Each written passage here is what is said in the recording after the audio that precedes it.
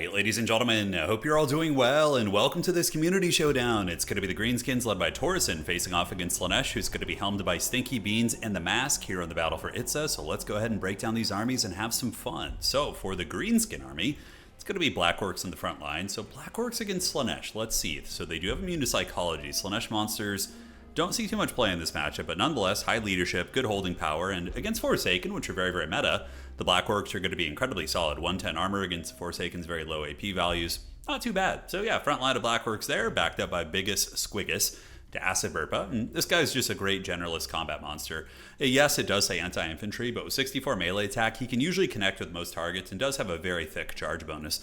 And one thing that's really nice about the Acid Burpa is that he's an excellent scalpel to pick out characters like the Mask, who again are going to be very meta these days. The Mask is an infantry character with a relatively low amount of HP, so the Acid Burpa is going to be able to hunt that lady down there. So aside from that, we do have the Paunch on the other side. A good choice. Slaanesh does present a fair amount of mass, but they usually bring a pretty heavy core of infantry as well. So having the Paunch to be durable, hard to snipe. Let's say you get surrounded by, let's say, Seekers or Pleasure Seekers or something really scary. He's probably going to be able to survive at least for a short period of time by using his Lucky Banner, which gives him 40% ward save. So yeah, kind of a cool choice for generation as well, a little bit forgiving.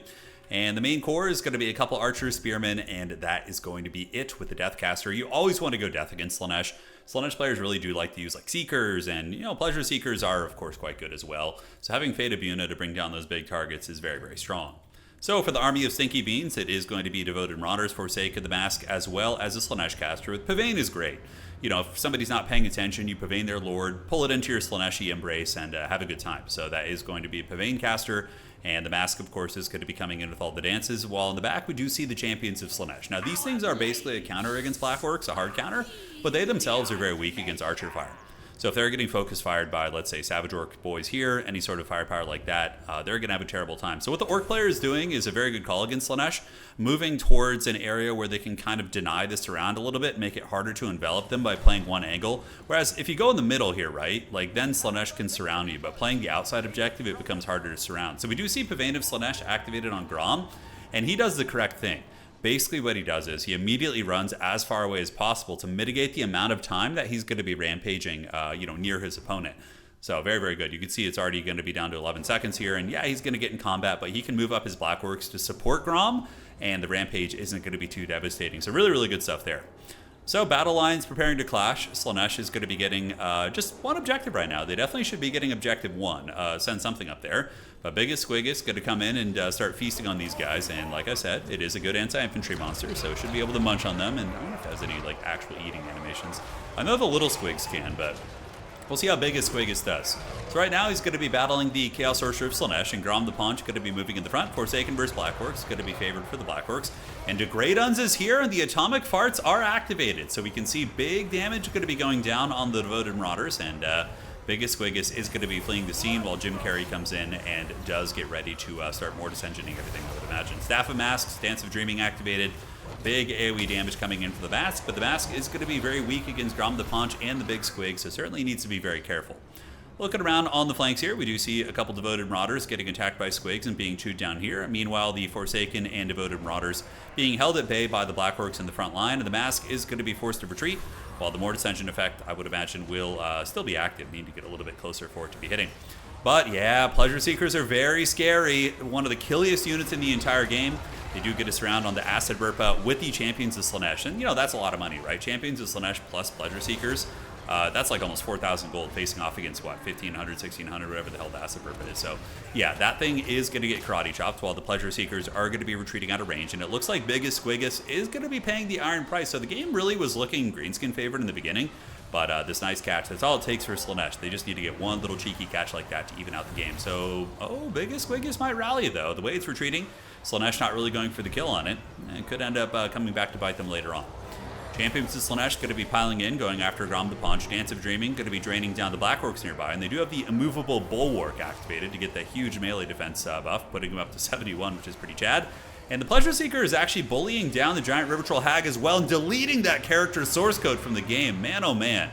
Those are definitely some killy cab right there. And looks like the Giant River Troll Hag is going to be shattered and or killed right there. It looks like shattered. And this fight just got really, really tough for the Greenskins. But Biggest Squig in the hour of need returns.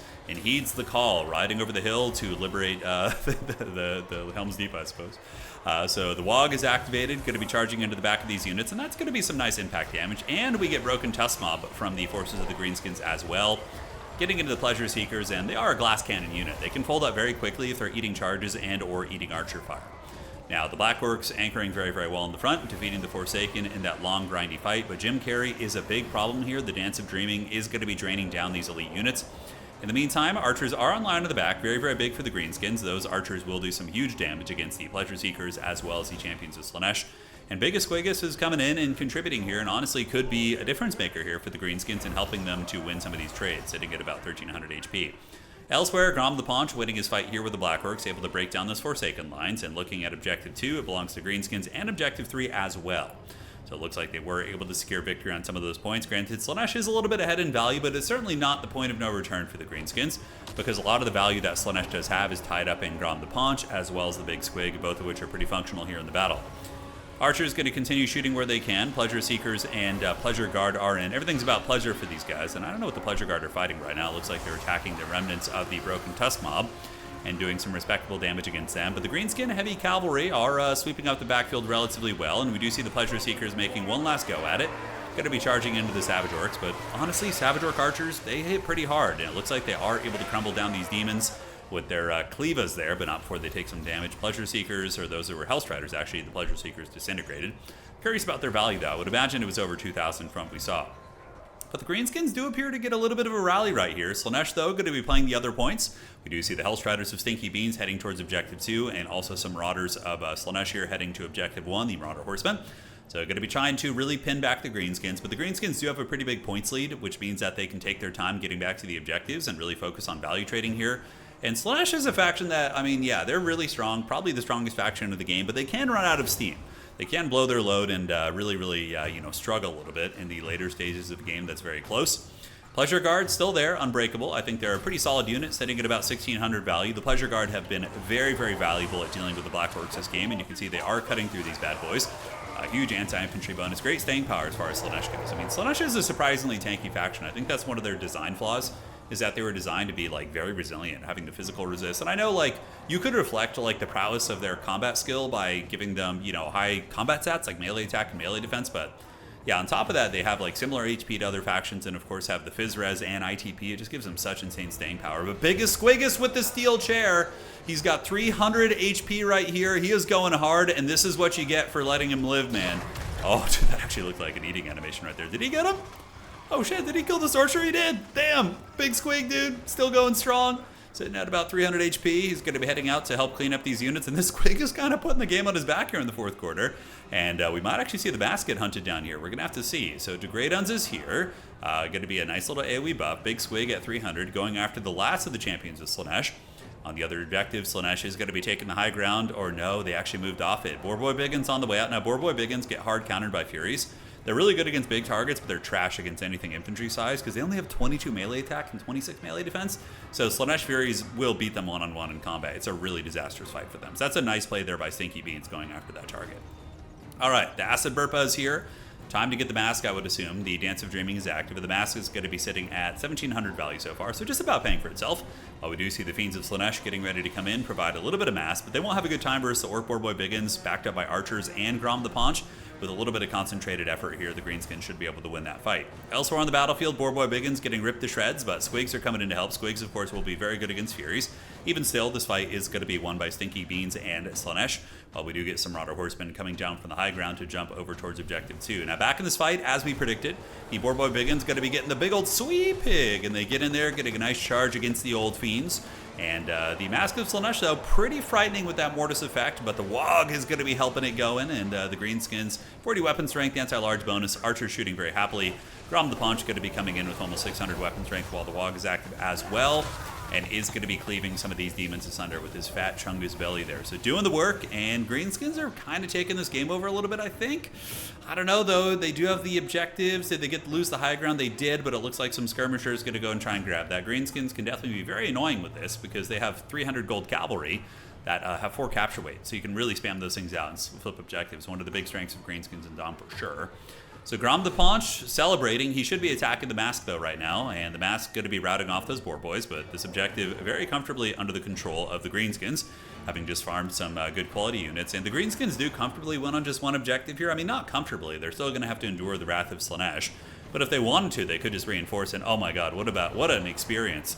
You know, this whole game, Greenskins have basically been playing on hard mode, not having any magic against Slaanesh here. But now getting Spirit Leech spam on the Mask, I mean, he probably has like full winds magic. Like, I think he cast like one Spirit Leech earlier, maybe. But now getting Buna and Spirit Leech non-stop more or less for the rest of the game is going to be pretty big. And the Mask probably has used all of its healing abilities, so it is going to be very possible to snipe here. And that is one big mistake Torsen is making, in my opinion, is not going for the kill on the Mask when it was kind of overextended near Grom. Although it's pretty insane, is she's almost as fast as Grom despite being on foot. All right, moving in are some Furies. Boar Boy's going to be fighting it out in the middle. Meanwhile, on the outside here, we do see the Wolf Riders being run down by Hellstriders, which makes sense. Hellstriders are basically a hard counter against Light Cavalry. They are able to chase them down very, very effectively. Grom the Paunch going to be cruising up, chasing back the Mask of Slaanesh while we do get the Pleasure Seekers coming back in, but how fortuitous. We do have the Buna caster, the Giant River Troll Hag, ready to go and ready to cast some of those sweet, sweet debuffs, and not debuff, but direct damage spells on the Mask here. All right, Goblin Wolf Riders doing a little bit of skirmishing. I would imagine the Fate of Buna is going to be next up on the menu. Greenskins, are they going to be reinforcing Objective 3? Currently, we do see Torsen saving up, so maybe he's going to be calling it a Black Orc or something. But yeah, Pleasure Seekers need to be nailed right now. Ooh, that's not good. Ooh, that could be a loss for the Greenskins if he gets karate chopped right now, because while he's rampaging, he cannot activate his Lucky Banner. All right. Here comes the Fate of Buna. I think the Savage Orc Air Boys, are they going to be able to save Grom? Oh, this is so sketchy. No Fate of Buna. Spirit Leech? No, we're not seeing anything for Grom. Lucky Banner activated. It's certainly going to maybe keep him from dying, but god damn, those Pleasure Seekers do a lot of damage. Elsewhere on the battlefield, we do see some Black Orcs being called in. Grom just barely surviving by the hair of his chinny chin chin. And where the hell is that Fate of Buna, man? The Fate of Buna might have been able to save him. Pleasure Seeker sitting at 3,500 value, which they've almost paid for themselves. They were summoned twice, of course. But there's the Fate of Buna. That's going to be doing a hell of a lot of damage, as we do see Grom. If Grom can stabilize and rally, that's a big win. Pleasure Seekers are basically just spam clicking in, trying to get the kill on Grom the Paunch, and Dance of Dreaming is activated. But Mask of Slaanesh also getting a little bit low as well, and the Mask is going to be going down. And Big Chad Grom, just like we talked about in the beginning, right? That Lucky Banner saving his butt. 40% mitigation on that last bit of burst damage, 100% saved him. So 1,250 points going to be here for the Greenskins, and I think Grom might actually rally here. Yeah, the Mask is dead, the Pleasure Seekers are dead. And that was what we were talking about as well. Slaanesh blowing its final load, running out of steam, and Grom the Paunch endures. The Chungus is here, and the Troll Meat has done him well. From here, I don't think Slaanesh has any chance. I think they're basically just going to be incapable of taking this last point. The Greenskins have Grom, they have the River Troll Hag, they have more units on the battlefield, and yeah, easily going to be able to kind of just win it out from here. High ground objective is going to be flipping to the Greenskins. A couple of Hellstriders move in, and victory for the Blue Vipers. What a freaking game. It looked like super Greenskin favored in the first, 2 minutes of battle, and then the big Squig got caught, but then the Slaanesh player made a catastrophic mistake of not chasing the big Squig off. He came back with 1,000 HP, killed the Sorcerer, got some huge picks. Very, very fun back and forth game between Torsen and Stinky Beans. So shout out to these two homies. And yeah, it was fun. Big Squig getting 2,000 value, and again, it probably got routed with 500, so that was a big game changer. Black Orcs, they held, they did their part. Grom the Paunch, even though his value wasn't insane, he was a MVP. He held in there and came back and tanked some elite units and bought time for the rest of the army. And of course the Hag, when she eventually came back, did some nice work as well. All right, guys, GG, well played. Hopefully you enjoyed that one. And ladies and gentlemen, I think this is going up on Christmas Eve. So yeah, Merry Christmas, Happy Holidays to all you guys. We'll see you around. Take care of yourselves. And that is going to be it for tonight. Cheers.